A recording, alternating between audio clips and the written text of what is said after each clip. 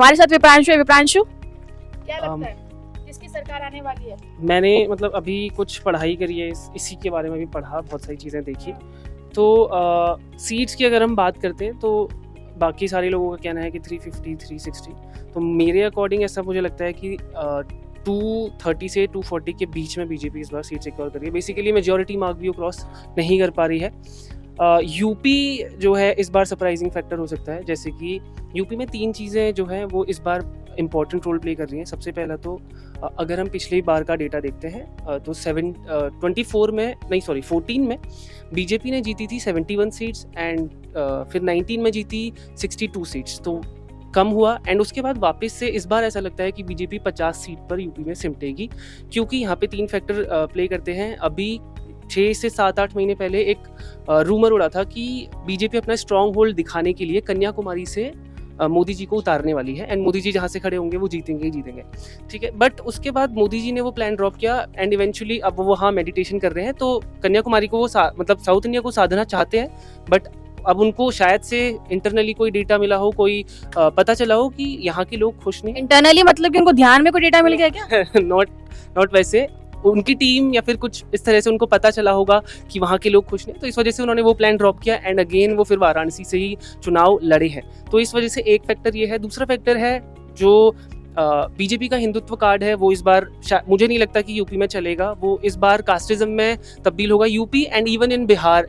लेकिन मोदी जी ने अयोध्या मंदिर बनवाया है और लोग ये भी बोल रहे हैं कि जो राम को लाए हैं हम उनको लाएंगे, फिर आप कैसे कह रहे हो कि वहां पे हिंदुत्व का फैक्टर नहीं चलने वाला? 14 से लेके 2019 के बीच में भी मोदी जी का ये मतलब बीजेपी का एनडीए का ये एक वो था, नारा था कि हम राम मंदिर बनाएंगे एंड 2019 में इवेंचुअली इट हैपेंड। फिर उसके बाद से जो 2014 से 2019 के बीच में भी बीजेपी ने सीट्स लूज करी थी एंड अब यहाँ पे ओबीसी फैक्टर भी एक इम्पोर्टेंट रोल प्ले करने वाला है यूपी की पॉलिटिक्स में इस बार, मुझे लगता है। एंड हिंदुत्व कार्ड इस बार नहीं चलेगा। उसके बाद अगर फिर हम देखें कुछ और स्टेट्स को, जैसे दिल्ली, हिमाचल प्रदेश, उत्तराखंड, गुजरात, राजस्थान, मध्य प्रदेश एंड छत्तीसगढ़, यहाँ पर कुल मिलाकर 117 सीट्स है एंड यहाँ पर बीजेपी जो है हर स्टेट में लगभग 25% सीट्स अपनी लूज करती हुई दिख रही है। तो इधर भी बेसिकली बीजेपी को लॉस हो रहा है।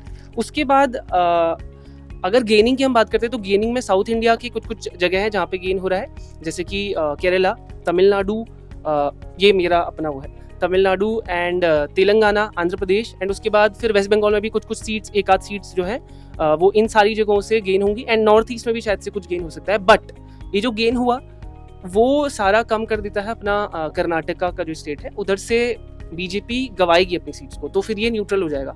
अब जो इन्होंने गेन किया वो कर्नाटक ने न्यूट्रल कर दिया एंड जो 117 सीट्स जो भी मैंने आपको बताई वो बीजेपी ऑलरेडी उसमें से 25% सीट्स अपनी लूज कर रही है। जितना कमा रहे हैं उतना घटा भी रहे हैं, ज्यादा गवा रहे हैं। तो फिर ये सारे जो फैक्टर्स हैं वो प्ले करेंगे, वो रहेगा। उसके बाद बिहार का भी, अब बिहार की भी जो पॉलिटिक्स है वो भी इस बार मतलब बिल्कुल बदल गई। पहले एनडीए टूटी थी, नीतीश कुमार जी ने अपना साइड चेंज किया था, उसके बाद वापस से वो एनडीए में जुड़ गए, तो इस वजह से अब बिहार की पॉलिटिक्स में भी थोड़ी बहुत वो है। एंड उसके बाद अगर हम देखें वहाँ बिहार में अभी यूथ वोटर्स बहुत ज़्यादा हैं, मतलब बिहार में करीब 7.5 करोड़ वोटर्स हैं, उनमें से 1.7 करोड़ जो है वो यूथ है and they are searching for jobs.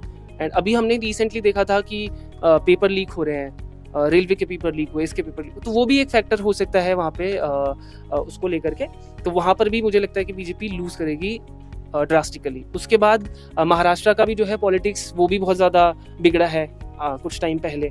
उससे अगर हम पहले देखते हैं, पूरा रिसर्च करके आया है विप्रांशु और विप्रांशु को लग रहा है कि 25-30 के अराउंड सीट्स बीजेपी गैदर कर रही है एंड बहुत ज़्यादा लूज है पिछली बार के मुकाबले। इस बार महाराष्ट्र में लूज वो कर रहे हैं, दिल्ली में लूज कर रहे हैं एंड हिमाचल प्रदेश में लूज कर रहे हैं, उत्तराखंड में लूज कर रहे हैं और भी उत्तर प्रदेश में लूज कर रहे हैं, गुजरात में लूज कर रहे हैं, राजस्थान, मध्य प्रदेश, छत्तीसगढ़, काफ़ी सारी ऐसी सीट्स है जहाँ पे बीजेपी लूज कर रही है एंड गेन बहुत कम कर रही है, लूज कर रही है। तो इस वजह से मेरी तरफ से जो बीजेपी को इस बार सीट्स मिलने वाली है वो 230 के ऊपर शायद से नहीं जाएंगी।